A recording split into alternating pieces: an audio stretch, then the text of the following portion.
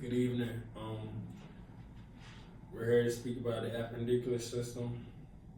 The appendicular system is what I like to think of it as what makes up the outside of your body. So the axial, I like to remember, is what's on the inside. So your cranium, your spinal cord, your sternum, your ribs, etc. These are all things on the inside or the center of your body, and they're referred to as your axial skeleton. Now we're talking about the appendicular. One of the main bones in the appendicular is referred to as the humerus bone. Where is the humerus bone? This is the bone in your arm. It doesn't flex or extend. It just holds everything together. It's kind of what keeps a happy home happy. So in your humerus bone, you have two bones that's attached to it. These bones are referred to as your ulna and your radius. Your ulna is what's on the inside in the anatomical position as this lady is standing. The ulna is what's referred to as the bone on the inside of your arm, and your radius was on the outside. How I like to remember this: radio outside. Nobody wants to hear the radio on the inside. So radius going on the outside, but in the anatomical position where her palms are facing up, it's kind of switched in a way. So your radius becomes on the inside and your ulna goes on the outside. But when you flip it back, your ulna goes back on the inside and your radius comes on the outside. And these bones are in each arm.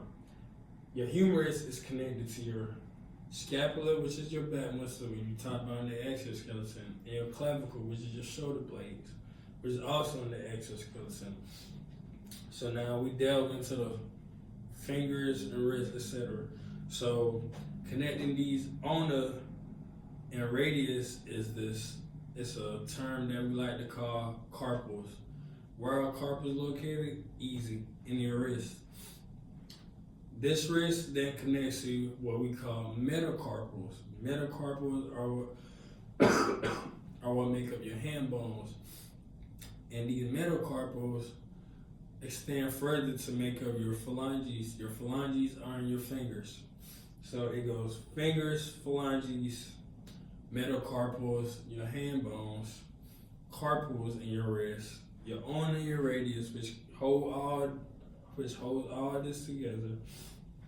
Your ulna and radius is being held by your humerus, and your humerus is being held by your clavicle and your scapula.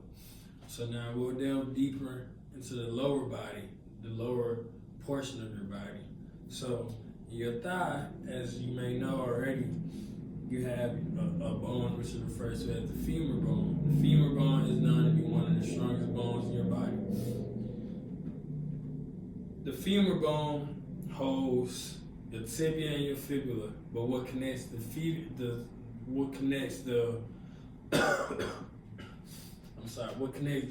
to the tibia and fibula is what we call a patella. Your patella is known in your knee, and this is the sesamoid bone.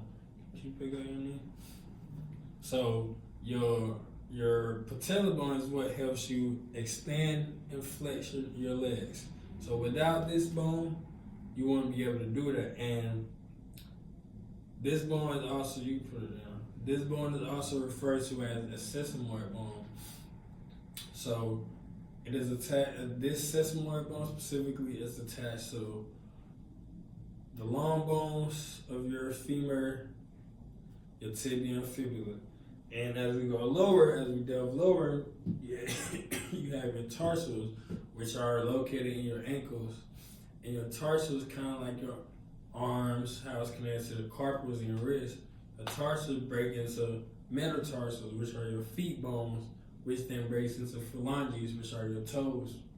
So you kind of see how the upper body appendicular skeleton works with the lower body. It's kind of in the same bracket. It is in the same bracket, but just different terminology and different ways to determine which is which. Thank you.